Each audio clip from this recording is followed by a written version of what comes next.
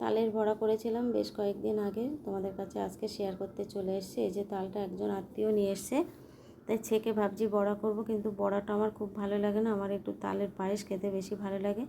কিন্তু বাড়ি আর সকলেই বড়া খেতে ভালোবাসে, ওই জন্য ওদের জন্য আগে বড়াটা তৈরি করে দেবো, তারপর পরে আমি তালের পায়েসটা পরে রান্না করব। তালের পায়েস দিয়ে কিন্তু রুটি খেতে খুব সুন্দর লাগে।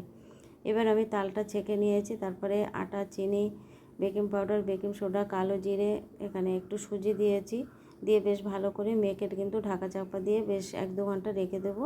এটা আমি বিকালে করেছিলাম, তারপরে ঢাকা চাপা দিয়ে রেখে দিয়েছিলাম।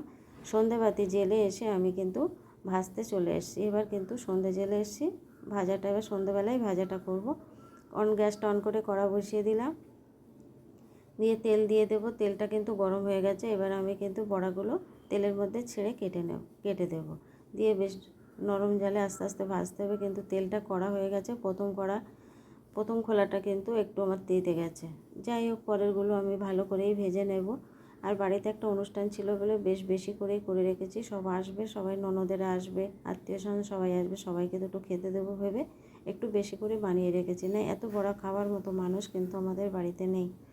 যাই হোক, এবার আমি বড়াগুলো সব এইভাবে আস্তে আস্তে সবগুলো লাল লাল করে ভেজে নেব।